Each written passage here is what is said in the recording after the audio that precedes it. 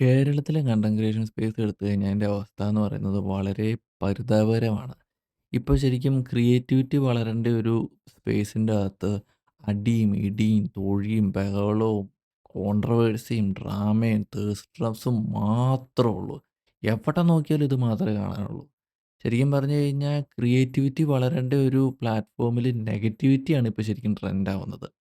കുറച്ച് ലൈക്സ് അല്ലെങ്കിൽ സബ്സ്ക്രൈബേഴ്സ് അല്ലെങ്കിൽ കുറച്ച് വ്യൂസ് കിട്ടുമെന്നും പറഞ്ഞ് അല്ലെങ്കിൽ അതിനുവേണ്ടി എന്ത് തന്തയില്ലായ്മത്തരവും എന്ത് പിഴപ്പത്തരവും കാണിക്കുക എന്നുള്ളൊരു രീതിയിലാണ് ആൾക്കാരിപ്പോൾ കണ്ടന്റ് ഉണ്ടാക്കി വിടുന്നത്. നമ്മളിപ്പോൾ തന്നെ ഇപ്പോൾ കഴിഞ്ഞ ദിവസം തന്നെ നമ്മൾ കണ്ടിട്ടുണ്ട് കുറേ പേരെടുത്തൊന്നും പറയുന്നില്ല. 1, 2 പ്രാങ്ക് വീഡിയോസ് ചെയ്യുന്നവരും പിന്നെ കുറച്ച് കരച്ചിലോളികളൊക്കെ കൂടി സ്ക്രിപ്റ്റഡ് ഡ്രാമ, സ്ക്രിപ്റ്റഡ് ഫൈറ്റ്, അത് ചില ഡ്രാമയും കോൺട്രോവേഴ്സിയൊക്കെ കഴിഞ്ഞാൽ ഭയങ്കര സെൻസിറ്റീവായിട്ടുള്ള ടോപ്പിക്കൊക്കെ എടുത്താ ഒരു ബോധവും വിവരമില്ലാത്ത ഒരു തെണ്ടി ഒരു സ്ക്രിപ്റ്റഡ് പ്രശ്നം ഉണ്ടാക്കാൻ കോൺട്രോവേഴ്സി ഉണ്ടാക്കുന്നത്. അവനെയൊക്കെ ശരിക്കും പറഞ്ഞ് പിടിച്ചവൻ്റെ കരണടിച്ച് പൊട്ടിക്കുകയാ ചെയ്യേണ്ടത് ഇവൻ്റെയൊക്കെ. കുറേ കിഴങ്ങന്മാരിറങ്ങിയിട്ടുണ്ട്. ഞാനീ പറഞ്ഞ കാര്യം ഇപ്പം നിങ്ങൾക്ക് കുറച്ച് പേർക്കേലും എന്തായാലും തോന്നിയിട്ടുണ്ടാകും. പ്രത്യേകിച്ച് പറഞ്ഞ് ഈ റീസെൻ്റ്ലി കുറച്ച് നാളുകളായിട്ട് നമ്മൾ ഇൻസ്റ്റാഗ്രാമിൻ്റെയും ഫേസ്ബുക്കിൻ്റെയും കാര്യം നമ്മൾ ആലോചിക്കുക പോലും വേണ്ട. പക്ഷേ യൂട്യൂബിൽ ഇപ്പോൾ തുടങ്ങിയിട്ടുണ്ട്. ആരേലും ഒരുത്തനൊരു കോൺട്രോവേഴ്സി അല്ലെങ്കിൽ ഒരു ഡ്രാമ ഉണ്ടാക്കും. പിന്നെ അതാണ് എല്ലാവർക്കും. ഒരുത്തൻ അതെടുത്ത് അതിനൊരു റെസ്പോൺസ് വീഡിയോ ഇടുന്നു. അടുത്തയാൾ അതിനൊരു ട്രൂത്ത് വീഡിയോ ഇടുന്നു. അടുത്തയാൾ അതിനൊരു റിയാക്ഷൻ വീഡിയോ ഇടുന്നു. ഇത് അറ്റ്‌ലീസ്റ്റ് ആ കോൺട്രോവേഴ്സി ഉണ്ടാക്കി അവർ രണ്ടുപേരും തമ്മിൽ മാത്രമാണുള്ളെങ്കിൽ പോട്ടേന്ന് വെക്കാം. ഇതിൻ്റെ അകത്ത് ഒരു ബന്ധവും വിവരവും വെളിവും വെള്ളിയാഴ്ചയും ഇല്ലാത്തവന്മാരൊക്കെ എടുത്ത് ഇതിൻ്റെ റെസ്പോൺസ് റിയാക്ഷൻ ഒക്കെ ഇടുന്നതിൽ എന്ത് അർത്ഥമുണ്ടെന്ന് എനിക്കറിയാൻ പാടില്ല. പിന്നെ ട്രോളുകൾ ഇടുന്നുണ്ട്. അത് കാണാൻ രസമാണ്. കാരണം അത് നല്ല ക്രിയേറ്റീവ് ആയിട്ടുള്ള നല്ല രീതിയിൽ ചെയ്യുന്ന അടിപൊളി ട്രോളുകളൊക്കെ ഉണ്ട്. അത് എല്ലാവർക്കും വളരെ രസകരമായിട്ടുള്ള സംഭവം. അതൊക്കെ അത് നമുക്ക് അംഗീകരിക്കാം. പക്ഷെ ബാക്കിയുള്ള സംഭവം എന്ന് പറയുന്നത് ഈ സെയിം സംഭവം തന്നെ സെയിം റിസൈക്കിൾഡ് ഷിറ്റ് വേറെ തംബ്നെയിലും വേറെ ടൈറ്റിലും ഇട്ട് ചറ പറന്ന് പുതിയ പുതിയ സാധനങ്ങൾ ഉണ്ടാക്കിയിടുന്ന വളരെ അത് ഒരുത്തനിടുന്ന അതേ സംഭവം തന്നെ വേറെ രീതിയിൽ അപ്പുറത്ത് മറ്റേ ഓർഡർ മാറ്റി വേറൊരുത്തൻ പറയും. ഇത് തന്നെയാണ് നമ്മൾ എവിടെ നോക്കിയാലും കുറച്ച് നാളത്തേക്ക് കാണുള്ളൂ. ഇതിൻ്റെ അകത്ത് ക്രിയേറ്റിവിറ്റി അല്ലെങ്കിൽ ക്രിയേറ്റീവായിട്ടൊരു നല്ലൊരു അടിപൊളി സാധനം ഉണ്ടാക്കിയിടണമെന്ന് ആർക്കും ഒരു ചിന്തയില്ലെന്ന് ഞാൻ ആലോചിക്കണേ.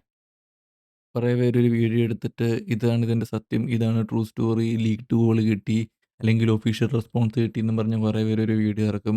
എന്നിട്ട് ആ ഒരു വീഡിയോ എടുത്തിട്ട് ഒരു 10, 20 മിനിറ്റ് അങ്ങ് വലിച്ചങ്ങ് നീട്ടും.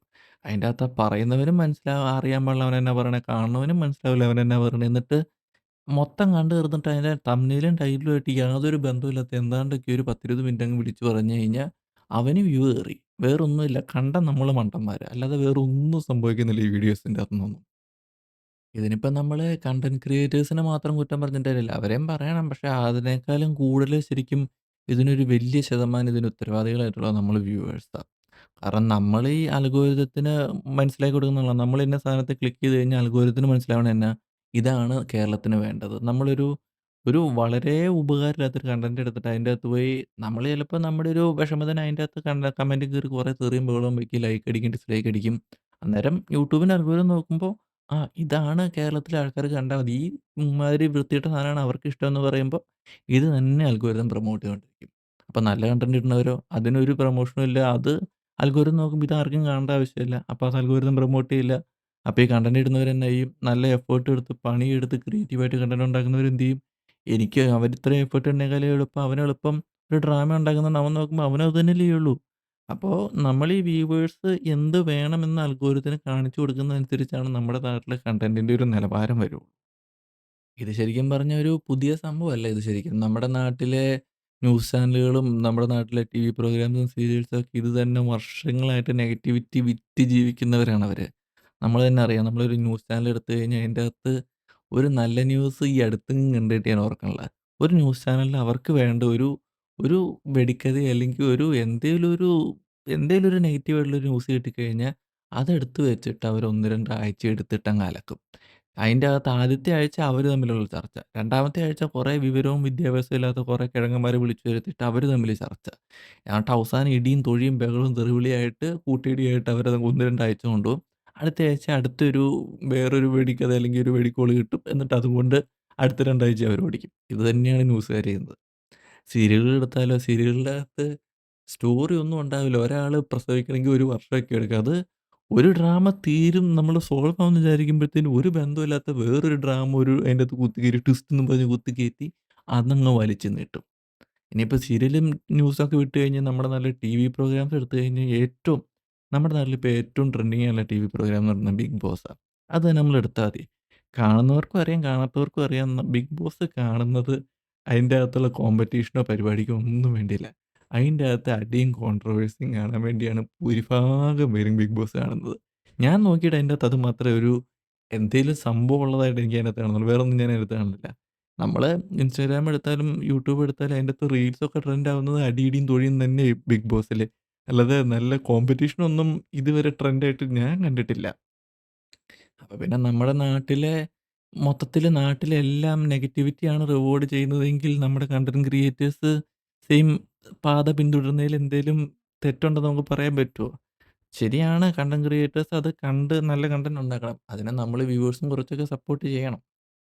ഇനിയിപ്പോ ഇങ്ങനെയല്ലാത്ത വേറൊരു സെക്ഷൻ ആൾക്കാരൂടെ ഉണ്ട്. നമ്മുടെ ഈ സ്പേസില് വേറെ കുറച്ച് പേരൂടെ ഉണ്ട്. കുലുക്കി ജീവിക്കുന്ന കുറച്ച് പേര്. അവര് ശരിക്കും പറഞ്ഞു കഴിഞ്ഞാൽ കുലുക്കി ജീവിക്കുന്നതിൽ എനിക്ക് യാതൊരു എതിർപ്പുമില്ല. കാരണം ദൈവം കൊടുത്തത് അവര് കുലുക്കി ജീവിക്കുന്നു. വേറെ പ്രത്യേകിച്ച് കഴിവൊന്നും ഇല്ലാത്തോണ്ടായിരിക്കും അവര് കുലുക്കി ജീവിക്കുന്നത്.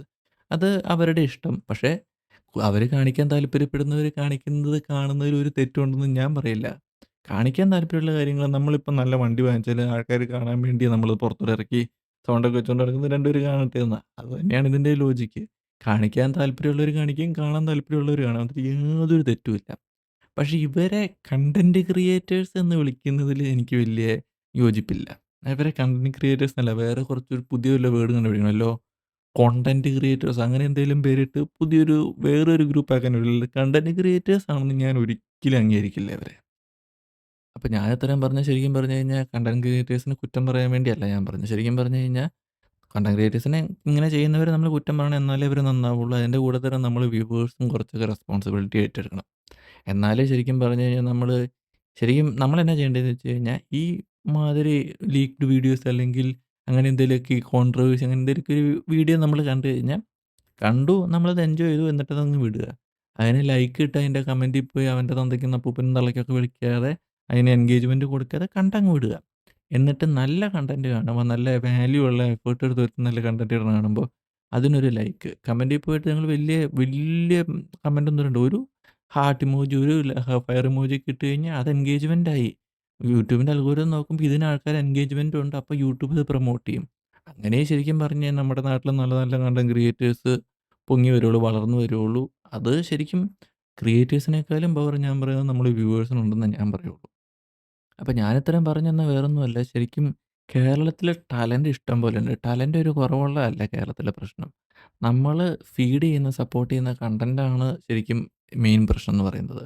നമ്മള് ഗാർബേജ് കണ്ടന്റിനെ ഗാർബേജ് കണ്ടന്റ്, സ്കാൻഡൽ, ഇഷ്യൂസ് അങ്ങനത്തെ സാധനത്തിനെയൊക്കെ ലൈക്കും കമന്റും അടിച്ച് പ്രൊമോട്ട് ചെയ്യണതിന് പകരം നല്ല കണ്ടന്റിനെ പ്രൊമോട്ട് ചെയ്ത് കഴിഞ്ഞാൽ നമ്മുടെ നാട്ടിലെ കണ്ടന്റ് ക്രിയേഷന്റെ ആ ഒരു, അല്ലെങ്കിൽ കണ്ടന്റ് ക്രിയേഷൻ സ്പേസ് നല്ല രീതിയിൽ വളർന്നു വരും.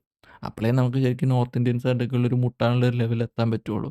ഇപ്പം നമ്മുടെ നാട്ടിലങ്ങനെ നോർത്ത് ഇന്ത്യൻസ് മുട്ടാൻ പറ്റിയ 1, 2 പേരേ ഉള്ളൂ. പക്ഷെ ഞാൻ പറയുന്നത് അതിൽ കൂടുതൽ മുട്ടാൻ പറ്റിയ നമ്മുടെ മലയാളം മൂവീസിനെ എടുത്താൽ മതി. ഇത്രയും മോളിവുഡ് കേറുന്ന സ്ഥിതിക്ക് നമ്മളുടെ കണ്ടന്റ് ക്രിയേഷൻ സ്പേസ് അതുപോലെ തന്നെ കേറി വരണമെന്നാണ് എൻ്റെ ഒരു ആഗ്രഹം. സോ അതിന് നമുക്ക് ചെയ്യാൻ പറ്റുന്ന ഒറ്റ കാര്യമേ ഉള്ളൂ. നമ്മൾ ഗാർബേജിനെ ഫീഡ് ചെയ്യാതിരിക്കുക. If you stop feeding garbage, YouTube will stop serving us garbage. അതാണ് അതിൻ്റെ ഒരു സിമ്പിൾ കാര്യം പറയാനുള്ളത്.